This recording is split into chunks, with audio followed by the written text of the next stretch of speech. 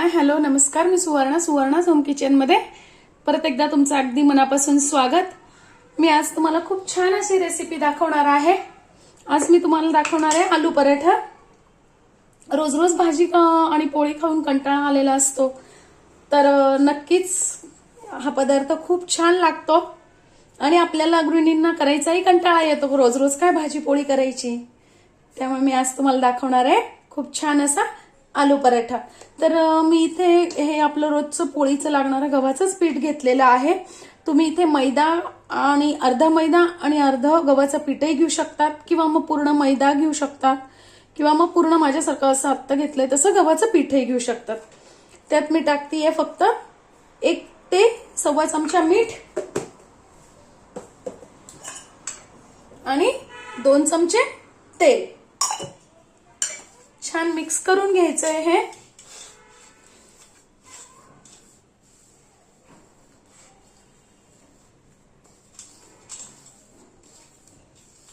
आणि आपण जसं पोळीसाठी कणिक भिजवतो ना, तशीच फक्त थोडीशी घट्ट भिजवायची आहे। म्हणजे कुठल्याही स्टफिंगचं तुम्ही जेव्हा पराठा करता ना, त्यावेळेस कणिक जेव्हा भिजवतो ना आपण, ती थोडीशी घट्टच भिजवायची असते। म्हणजे मग आपले पराठे सारण बाहेर येत नाही आणि ते फुटत नाही पद्धतीने। आता आपण सारणाची तयारी करू, तोपर्यंत 10 मिनिटांसाठी हे पीठ ठेवून द्यायचंय मुरण्यासाठी।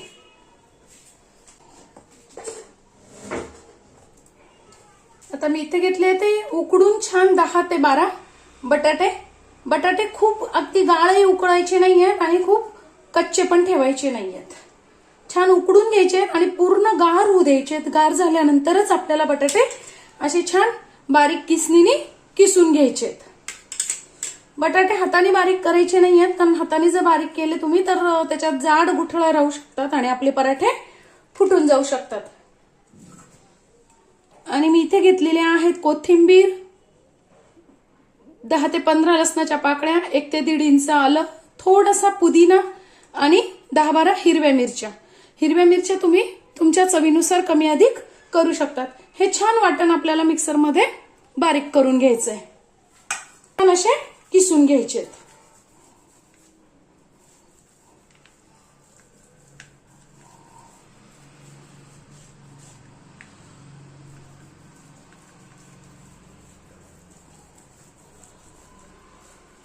पद्धतीने छान बारीक बटाटा आपल्याला किसून घ्यायचा आहे। आणि मी गरम यासाठी सांगितलं की गरम का घ्यायचा नाही, जर तुम्ही गरम बटाटा किसून घेतला ना तर त्याला पाणी सुटू शकतं आणि मग हे पीठ सैल होऊ शकतं, म्हणून मग बटाटा गारच घ्यायचा आहे। छान बटाटा किसून घेतलेला आहे। आता इथे टाकून घेणार आहे मी आपण जे वाटण तयार केलंय ना, ते छान असं बारीक करून घ्यायचं आहे।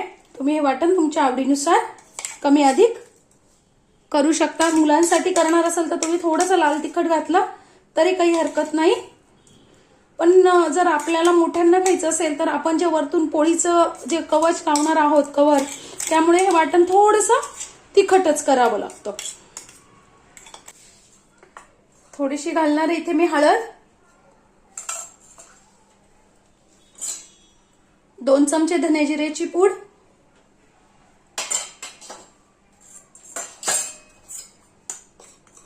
अर्धा चमचा हिंग। तुम्ही इथे लाल तिखट गरम मसालाही वापरू शकता तुमच्या आवडीनुसार। आणि इथे टाकणार आहे मी अगदी थोडासा, अगदी म्हणजे पाव चमचा, अर्ध्यालाही कमी आमचूर पावडर। तुम्ही इथे लिंबूही पिळू शकता। आणि 2 चमचे मीठ।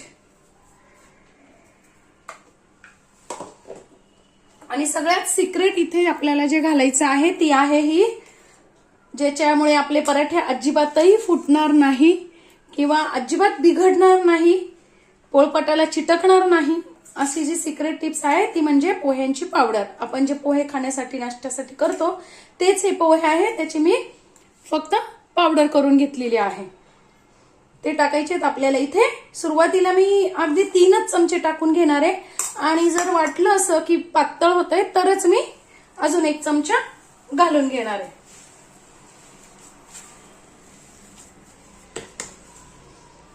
आता तुम्ही असे गोळे तयार करूनही घेऊ शकता किंवा चमच्यानी सारण भरूनही घेऊ शकता.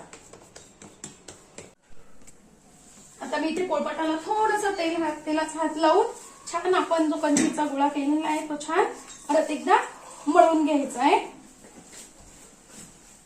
जेवढं आपण पोळीला घेतो ना तेवढाच आपण कणकीचा गोळा घ्यायचा आहे. या पद्धतीने आणि आपण जो सारण केलेला आहे ना जेवढा आपण कणकीचा गोळा घेऊ ना तेवढाच परत सारणाचा पण गोळा घ्यायचा आहे आणि छान असा त्यात सारण आपण मोदक कसा भरतो तसं भरून घ्यायचंय. वरतून छान पॅक करायचं आहे आणि थोडासा असा हाताने हळूहळू सारण सगळीकडे पसरवून घ्यायचंय. मी इथे लावण्यासाठी गव्हाचंच पीठ घेतलेलं आहे.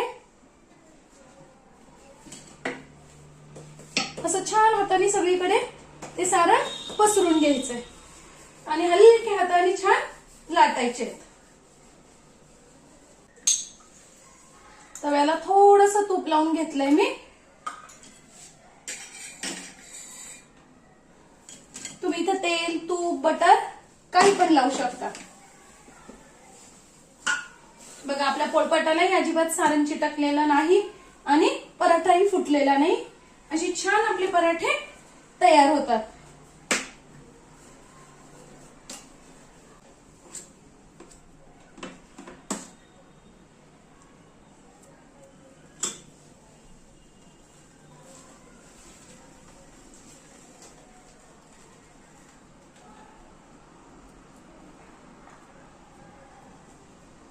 इथे छान असं हे दाबून घ्यायचंय.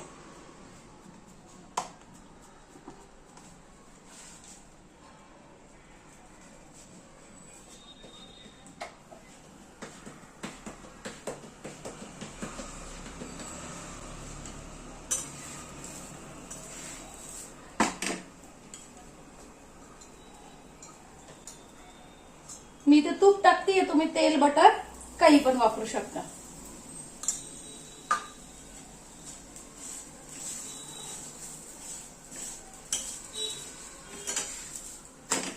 आणि दोन्ही बाजूनी छान आपल्याला पराठा आपला शेकून घ्यायचा आहे.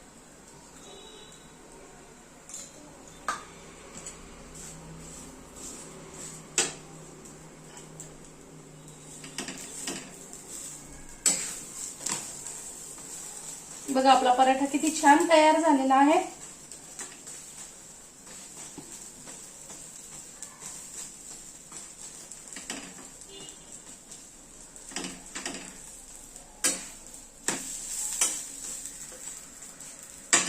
भरपूर सारण आणि अजिबातही तरी सुद्धा फुटलेला नाही.